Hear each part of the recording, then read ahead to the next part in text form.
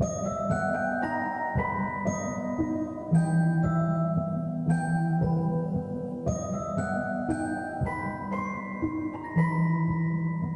Megan Hamilton, and this is the Embracing Enchantment podcast. Today we have our very first repeat guest. It was just under a year ago that we first chatted, and since then I've taken her Reiki program, and she's had, by any standard, a pretty big year. But before we get to that, she has a highly anticipated book coming February 17th called Mundane Magic, a lazy witch's guide to hacking your brain, building a daily practice, and getting stuff done. Welcome back, Molly Donlan. Woo! Thank you so much. What an honor. First repeat guest. I'm like a First regular. Yes. I feel like remember like in the early 2000s sitcoms when they'd have like a repeat guest and it was a celebrity, and then they'd open the door and everyone would be like, "What?" That's what I'm picturing everyone listening is doing right now. So It's thank you for the probably warm what welcome. they're doing. Yeah. No doubt they are, because the feedback from your first episode was really positive, and people loved it. So what do? We give the people what they love. Give 'em what they want. So we're going to pull a card, or I'm going to pull a card just to set a tone and kind of, I don't know, guidance for the collective is sometimes what I think of when we go with the cards. But while I do, can you guide us through, because I find this really interesting, because we talked about your book last year. So it's almost been a year since you were on the podcast, and we started to talk about it then. And now it's almost here. But a lot of people don't know, right? Like how long it takes, what the process is like. Can you talk about the process of, what happened from last year, even because you even knew the title, I think, last year to now. Mm-hmm. Yeah, title hasn't changed that much. We did have to change one word from shit to stuff, and that was a sales concession I agreed to make. Just to the like being in bookstores and things like that. Apparently they care about what's on the title. Kind of weird, but yeah, I think when I was writing a book, I did not expect it to be as long of a process. It's like a 15-month to 2-year process on average, from signing a deal to actually like getting a book on shelves, which is fascinating to me. So I think when we talked, I submitted my manuscript January 1st of 2025. So a lot of the first half of last year was editing. So lots of different rounds of editing, different types of editing, like I have an editor, but then there's like proofreaders and just all the things. I don't know how many times I combed through that book with a fine tooth comb. So much of like, people were like, you said the word that 17 times in this chapter. Do we want to change one or whatever? Like, or you talked about this crystal in this, but you didn't include it over here. Should we move it? Like, amazing. The amount of detail they pick up on. And then after editing, it goes into, like design.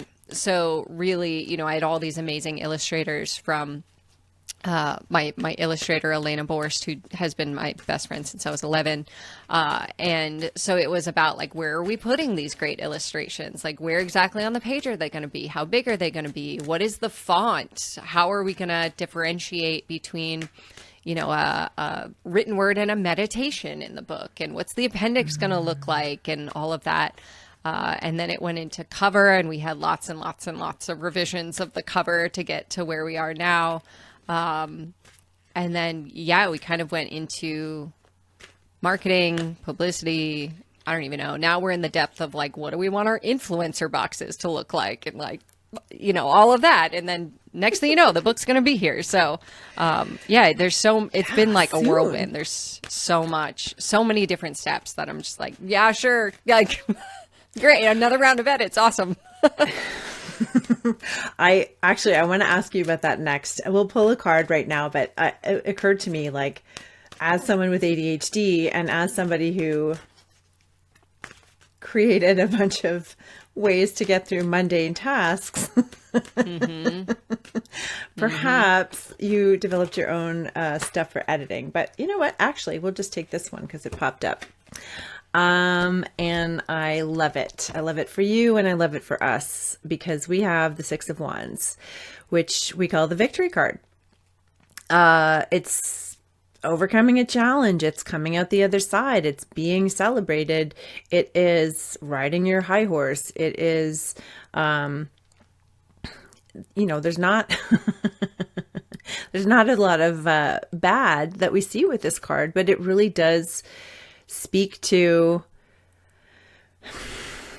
like achieving a goal, but getting past, there's some kind of challenge that's happened and, we've come out the other side, quote unquote, victorious. And then I like to look further, like, what does the victory look like? Does it look like what we thought it was going to look like? How do we feel now that we're here? Because this has been a topic that's come up a lot lately with coaching clients who are reaching goals and it feels different than they thought it was going to. And you and I talked about this really briefly before we started today. And I'm always so curious about that. And so if we collectively think about what a victory might look like, could that help us get to that place a little bit further rather than feeling stuck in overwhelm and or not being sure what to do? If we could imagine where we're going to, would that make it easier to get to that victory? That's what wanted to come through. Do you have anything you want to add to that, Molly? I love it. I love wands. I feel like the wands as a suit. I've been learning tarot over the last year, and I just, every time I think about like the wands, my friend Madison, who I have a podcast with, she described it for me as like the wands are like the Ace of Wands in particular is like kind of like the beginning of a new hyperfixation or a new hyperfocus, like a new idea. And so I always see it as like the Six of Wands always feels like it's finally like started to land, like you're seeing the fruits of your hyperfocus or your hyperfixation kind of, and you can take that and build momentum off of that result, really. Yeah, because, we often talk about, you talk about hyperfixation a lot, and we talk about it sort of certainly more than we used to. And sometimes, not the way you talk about it, but sometimes it can be seen in kind of like a jokey or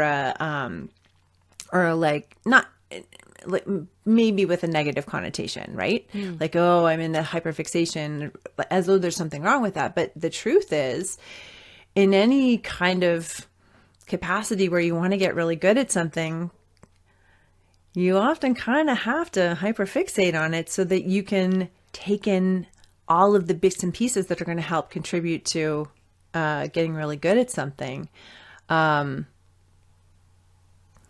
What's your latest hyperfixation? Mine is crochet. I taught myself how to crochet. So I'll tell you, this came out of, I struggle to take time off because I run a business. And when you run a business, you have the potentiality to work 24/7, 365. Like your to-do list is never done. No. And that's hard. It's so hard. And also I love what I do. So it's like taking time off is both a challenge, logistically, but also like motivation wise, like I don't want to. And so I challenged myself between Christmas and New Year's to not work, period. Like not work. Like I told the whole team, I was like, nobody's allowed to work. If I see you in your inbox, no, I didn't. Like literally you're done. None of us are working. And so I had to fill the time with something. And so I started making little woobles, crochet woobles. And now I'm like 80% done with my first sweater. and it's like all I want to do. Like I just wake up and I'm like, oh, what can I crochet today? And I like get done work and I just like sitting watching Parks and Rec and just crocheting away. And yeah, so that's my show. So good. Yeah. I did see your sweater and it is looking really, really cute. Thank you. I'm like in the hyper focus zone where I see sweaters that I like online and I'm like, I can make that. I'm gonna make that instead of buying it. So we're deep in it. You can start doing your own, because one of the things that I've commented on a ton is you get these clothing you're renting clothes, right? Yeah. And you have had these like amazing sweaters that I'm like, keep this one, buy this one. This is the one. And now you can just make them. Now I can make them. Mm-hmm. Yeah. You can also make matching sweaters for your dogs, which I think would be pretty amazing. Oh, trust me. I'm on that. Yeah. I already bought the pattern. Oh God. Yeah.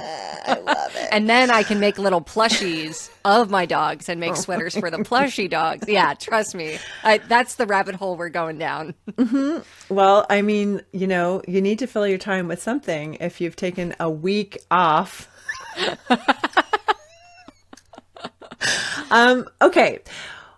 So why do you think, so I'm talking about Mundane Magic is about finding magical ways of making chores that we would otherwise not want to do, especially if you have ADHD, fun and like actually make you want to do them, right? That's the whole point of the book. But why do you think that using sigils and spells and different magical practices help us to get this stuff done that we really don't want to do? And we're talking like vacuuming and cleaning your water bottle, right? I remember, I don't know why I think about this every time I go to drink from my water bottle. I'm like, when's the last time I cleaned this? I remember you mentioning all the bacteria and I'm like, okay, time to go clean the water bottle. Yeah, for anyone who didn't see that video, I do mention it in the book as well, but I learned once about a decade ago this fact and it ruined my life, so now I have to ruin everyone else's. But after 7 days, your water bottle, if you don't clean it, has more bacteria than a dog's water dish. And it's really terrible news, everybody. Yeah, I know. I'm sorry. If I have to know it, you have to know it. And so that's often a motivator for me to get a new water bottle and then collect a bunch of them on the side of my sink until finally I clean it. But I talk about this in the book. The intro chapters really go into like the science behind the theory of mundane magic, but a lot of it comes down to, especially for neurodivergent brains, we lack the kind of like the gas that starts the car, or, the motivation to do the thing. So if you've ever sat around, and this can happen to anyone, it's just in particular neurodivergent brains, we just have different wiring. And so it's especially difficult for us to begin a task. And so when we introduce an element of novelty, an element of fun, of curiosity, of playfulness, of something that feels new or exciting, which is often, when we sprinkle a little bit of magic, it's like, oh, I'm not mopping my house. I'm making a potion for creativity and spreading it throughout my space. Now we increase that novelty factor and we have the dopamine needed to actually start the task. And then as we start doing these tasks, we build momentum. And so we start to see, for instance, I have a meditation that I call the dish banishing spell. And it's 10 minutes long. And a lot of times people say, I thought doing my sink full of dishes would take way longer, but I finished the dishes before the meditation was even over. And I'm the same way, right? Like I think emptying the dishwasher is going to take me 20 minutes. So I put it off and put it off and put it off. And then, when I started racing my kettle in the morning, I was like, oh, wow, it takes me 90 seconds to 2.5 minutes to empty the dishwasher, right? And so it's a little bit of that like dopamine from the novelty that get us started. And then it's the achievement of actually doing the thing. And then when we combine that with the mindfulness element of mundane magic, now all of a sudden we have this cycle of I'm excited to do the thing, so I do the thing. And in doing the thing, my nervous system settles down into that relaxation response, which makes me feel better, which then decreases the amount of stress I have, which then makes it easier to do the thing. And so it becomes this cycle of just generally, once you get going, it becomes easier to continue. Yeah. Well, and we're creatures of habit. And so our brains and bodies start to recognize what we're doing more quickly and gives us, less of a barrier to getting started on this stuff. Once we have positive associations with it, we're that much more likely to do it. I need to still figure out the one that's going to work for cleaning my floors. That is my nemesis. I'm really hate it. So I think I'm going to have to look in your book for how to get that going. And so can I just say that you've had like a bonkers year? Is that an accurate... Is bonkers the correct word? Yeah, I think bonkers. Yeah, the past 2 years have really been different levels of bonkers. But yeah, last year was a lot of just bouncing around in new and fun and exciting ways. Yeah. Okay. So these are the things that I know about. You've been selling out your Reiki courses and your book, obviously. I remember you won Justin Moore's sponsor games. That looked really fun and also bonkers. You ran a half marathon. You celebrated over 1 million downloads on your podcast, Demystify Magic. And you hosted what looked like a killer retreat for your team. I was like, okay, how do I get a job on this team? So when you take a minute to think about it, how's it feeling? Does it feel, this is what I get so curious about. Does it feel real? Does it feel like you thought it would? How's it landing for you? Yeah. I mean, I think the last couple of years, I've sort of taken my hands off the wheel a little bit and just let the universe sort of guide in the expansion that's happening. So I really, you and I were talking about this before, but I don't really set expectations around what I think this will look like. When people ask me what do you think it's going to be like when your book is in a store? I have no freaking idea. Yeah. I haven't even thought about that. I'm so excited the fact that I have a book, and people are going to read it. And so I've just been open to being surprised and delighted by whatever presents itself to me. So yeah, I think it does feel real. I think the retreat especially was wow, this is really, really real. Cause I remember, I didn't have a team for a long time, and now I have a team that supports everything that I do. So I'm not doing it by myself. But I just remember sitting in that retreat and thinking back to when I was in corporate and was managing, 19 different people across, I don't even know how many states, across the entire eastern side of the United States. I had activity directors in retirement homes that I was sort of managing, but sort of not. And I remember having one that was real standout and wanting to do something for her and wanting to really celebrate her. And corporate was just no, she's just an activities director. She doesn't make money for the company. And so I remember sitting there and being this is not the type of boss I want to be. I want to be the type of boss where you were I fucking love working here. And not in a weird, we're all family and it's real toxic underneath. Michael Scott. Yeah. But genuinely, I want people to feel that appreciation. And I want people to know that yes, mundane magic exists and is changing people's lives, but that's not just me. That is, I have a team of people that have helped bring this to the world, and they deserve to be recognized. They deserve to be paid well, and they deserve to be spoiled, and they deserve to be told they should take time off and then actually let them take time off. And they deserve to have a boss that isn't a dictator, And so the retreat was really that moment where I got to say yeah, we've had a really big year and I shouldn't be celebrating alone. I want to celebrate the people who are actually there. So it was fun. We got to I was I want them to feel like bougie influencers for the day. And it was like we had swag bags and we had great food and we got to see each other. Like it was some of their first time in the United States, like everyone's first time in Maine. Like it was just really fun. And yeah, it was just one of those moments where I was like, yeah, hell yeah. Like this is what I've always wanted to do. I've always wanted to just like create a company that supports people and is fun and is not that serious because we don't do brain surgery. I love it. I love, yeah, it is really fun to, when you reach a certain point and you have that reflection and you're like, oh, I wanted this to happen and now it's happening and here we are. And like, and also feeling really good about it. Like so fun. Yeah, really, really, really cool. Okay.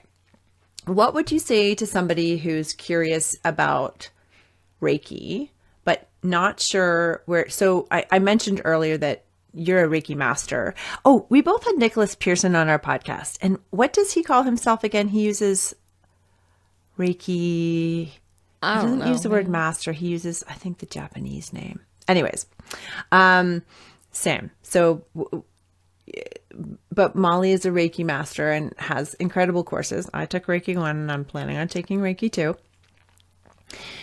It's always showing me something new, right? So I've been pretty much practicing for 2 minutes a day at least ever since taking the course. And I have a friend who also took your program and we kind of were accountability buddies. I love that. I know, I love it. But what I love is that it's like sometimes new colors show up and I'm like, oh, this is really interesting. Or like a different physical sensation comes into it. And like, I can get it on a level that I might not be able to explain with words, but I'm like, oh, I think I know what's happening here. And so again, for someone who's neurodivergent, it keeps me really interested in the same way that tarot does, because I'm always learning. I've been doing it for 27 years and I'm always learning something new. What are some of the out of the box ways that we can use Reiki that we might not usually think about? Ooh, okay. I was just talking about this because someone asked me like, what were some magical practices I used to write the book? And one of them, and the one that I always recommend for like my creatives in Reiki training, is you aren't just limited to placing your hands on your body and letting Reiki flow through. Like you can let that flow and do whatever the heck you want with your hands. You can paint, you can write, you can garden, you can cook, right? Like, so I think some of my favorite ways to use Reiki are creative practices. So when I'm writing or when I'm crocheting, like I just crocheted a baby blanket for my literary agent and I was like, weaving Reiki into it and not magic and all those things. So I think any of those, creative moments are really fun. But I'm also an IBS girly. So I also love to use Reiki when I've had too much cheese at a restaurant. So that I can, yeah. So there's that. I remember like when I first went through Reiki training, I used to use it on first dates. If I felt like I had a fart coming, I would just like send myself Reiki to dissolve it, Yep. So Yep. if you ever Necessary. need that one, also really love doing Reiki when I'm washing my hair or showering to help cleanse the energy. So those are really fun. But yeah, I think that's one of the reasons why I love our graduate community, is because so many of the ideas for like using Reiki creatively like come out of them. Like they're just like, oh, I did this and decided to do Reiki and it was great. And I'm like, that's genius. Let me write that down.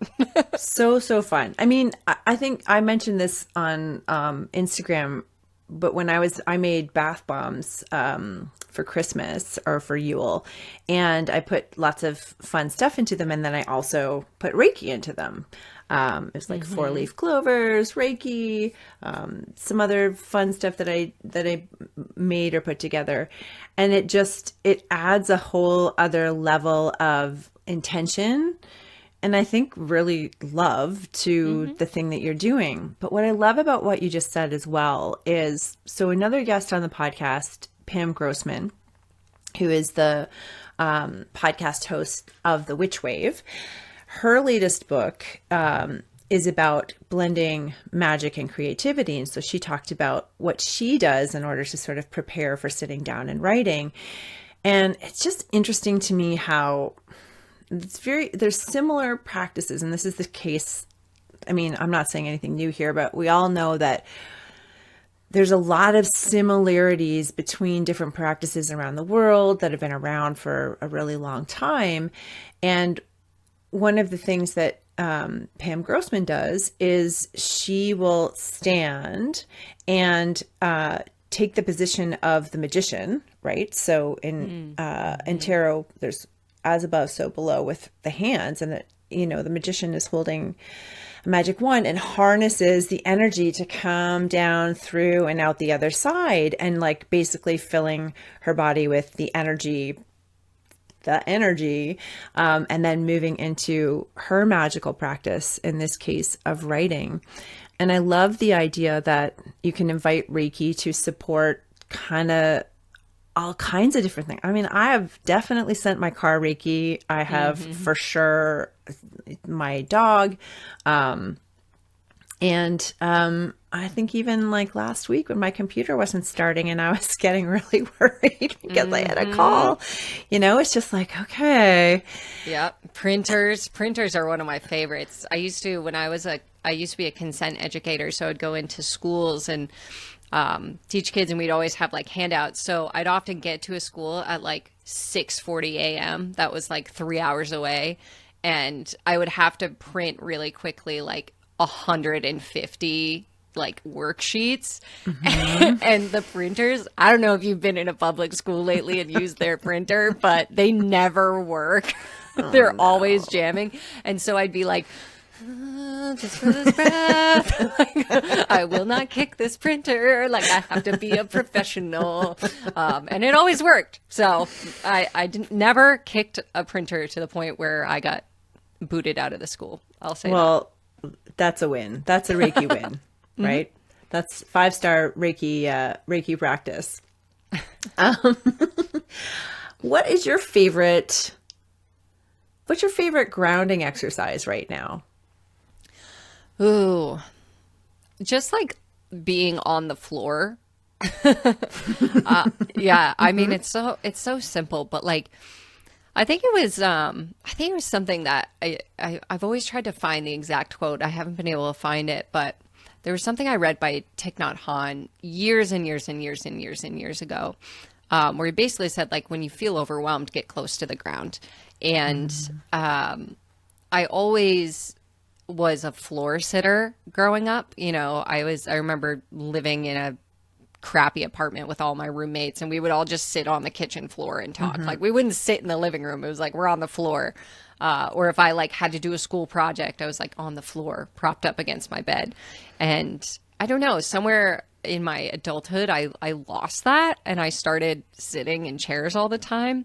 And so recently I've started getting back to the floor, you know, like it's easier to crochet a sweater from the floor. I will tell you that.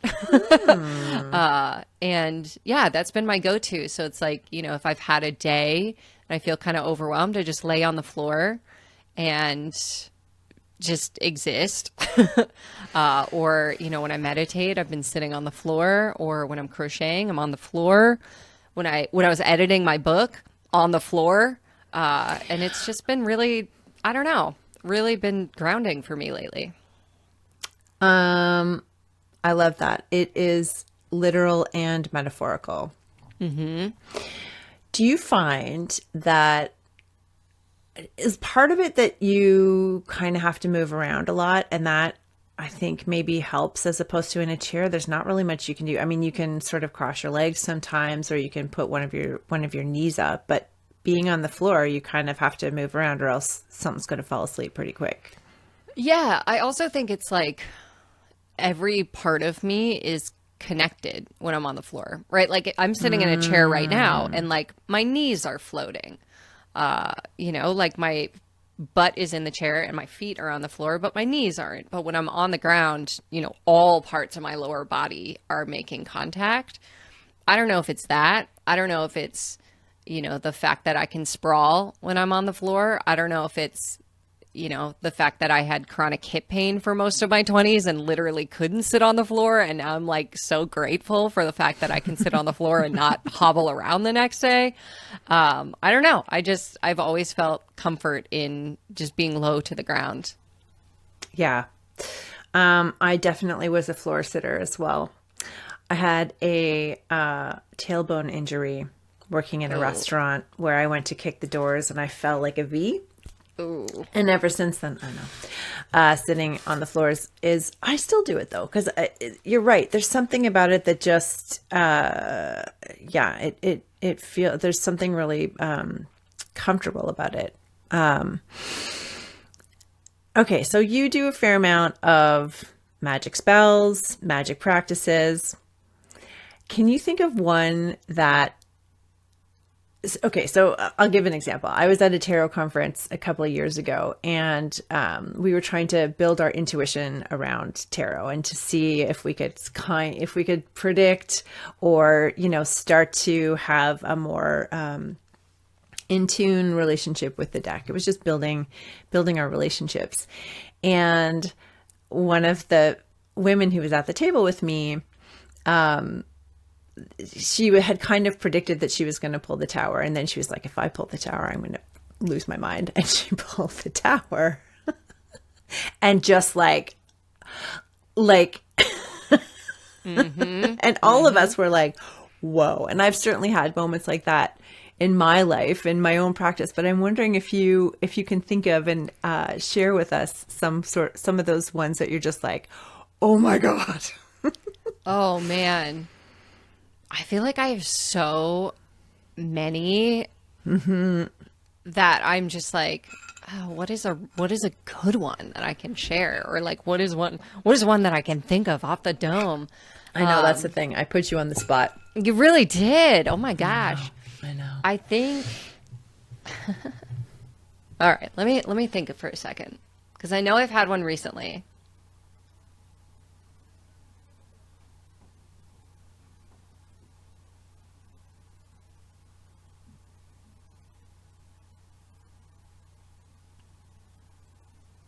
God, I can't think of one. I know, I'm sorry. I knew as I was asking it, I was like, what would I, if I wasn't thinking of it, would I be able to come up with it? It'll come to you maybe in a little bit when we're talking about something else anyways. Yeah, That's how these things tend to do, right? As soon as you focus on something else, it comes in, it's like, poof.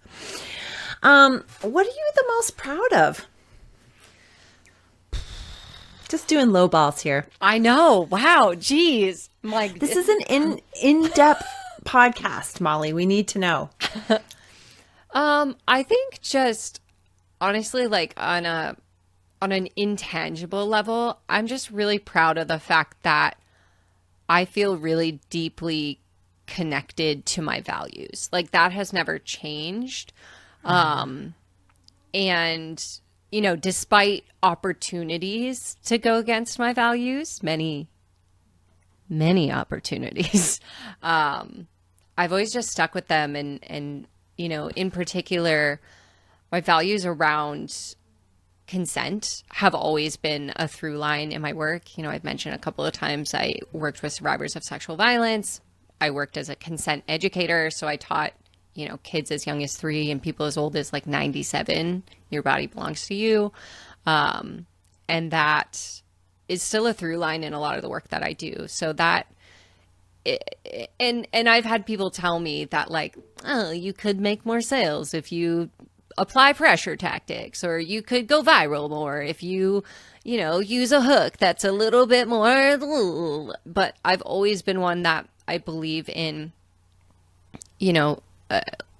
helping people make decisions, whether that's, I want to follow this creator, I want to read this book, I want to join this training, based on their own intuition and based on what feels right to you. And in order to do that, we need to explore the nuance, and we need to let go of pressure tactics, and we need to just really stay true to the fact that everything I offer is an invitation. Everything I offer is optional. Like, you don't need me to be a magical creature. You don't need me to learn Reiki. You don't need me to achieve your wildest desires. Like, I would love to be on the journey with you, but I am no guru.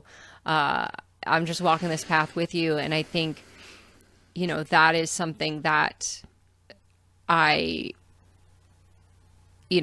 I think about the book and when I think about the success I've had, that's always just stayed in the forefront. And I think I'm really proud of the fact that, you know, despite growing a large audience and despite, you know, even when I was working with the publisher, it's like turning down opportunities that misaligned with that value. Or, you know, for instance, I probably get like 12 of these a week, but I get like an email from like a new app that's like an AI, you know, affirmation app or whatever. And it's like, and I'm just like, I think I'm okay. I think I'm good. And I think that's difficult, you know, like, it's difficult to continue to make that choice, but it's, I think, what has led to my success. And also is like the thing I'm most proud of. So, yeah. Yeah. I love that. I'm really proud of you for that too. Thank y'all. You're welcome. But it also, I mean, if you're thinking about one of the biggest ways that you work with people, which is teaching Reiki, and how much your practice, and I'm assuming, you know, I've only learned from you, so I'm assuming it's the same with most practices, is that consent first and foremost, right? If you have to ask somebody, you have to have somebody's consent before you'll do Reiki. I don't know how we ask the computer, but generally the computer's pretty fine with me sending Reiki to her. And if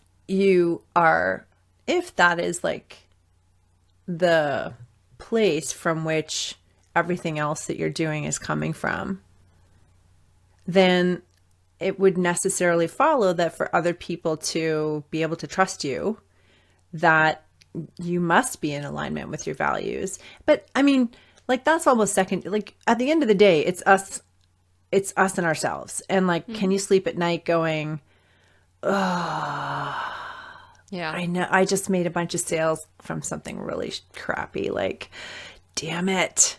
It's not going to feel good. Yeah, definitely. Yeah, for sure. Yeah.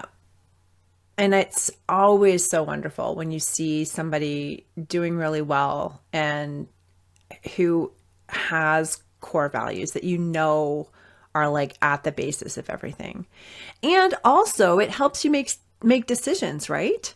Because sometimes you're in overwhelm, as you're saying. If you get 12 offers a week of whatever app people are asking you if you want to whatever with, like, if you have made decisions based on your values about this, it's easy to say, I mean, I say it's easy, but I use the same principles as well. It's like, this doesn't align with my values.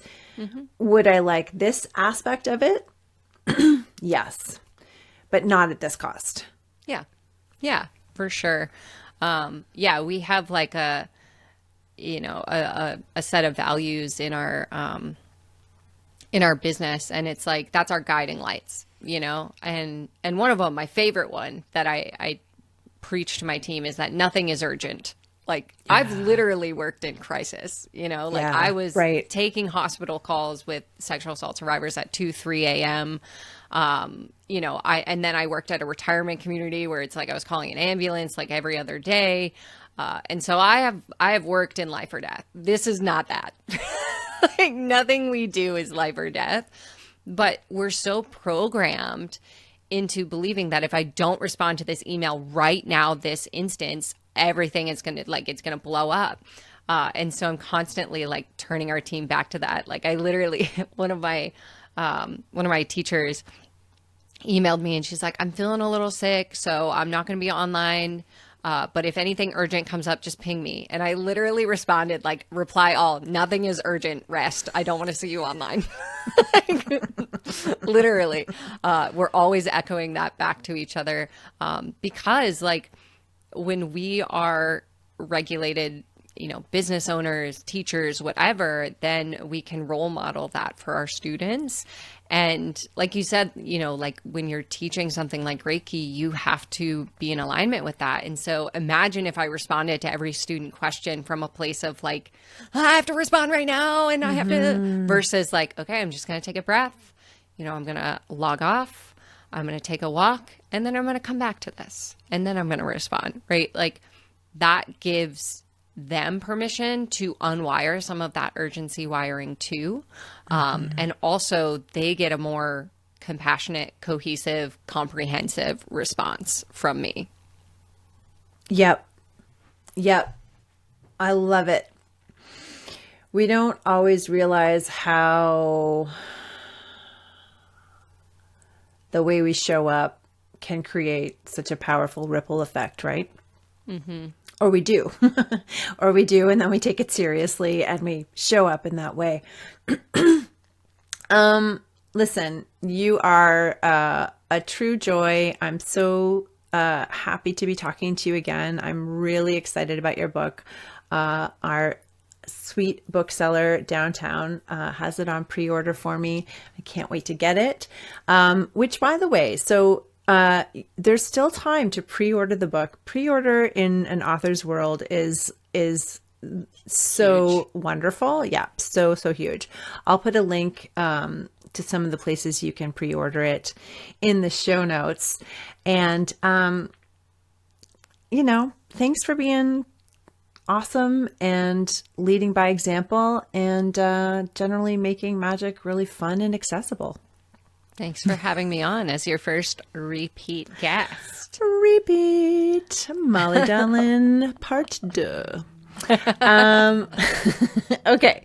You can find all the information and takeaways from today's episode in the show notes or at embracingenchantment.com. Subscribe and follow wherever you get your podcasts, and we'd love for you to leave a review. You can also leave a voice note, which I love to get, at embracingenchantment.com, and we might feature it in a future episode. Find out more about Molly and where to follow her in the show notes, and make sure to pre-order her book because it's going to be great. You're going to want to make sure you're subscribed because we have some exciting episodes coming up, and you can catch up on previous episodes where we talk about collapse, tarot, the magic of music, and so much more. Until then, here's to building an enchanted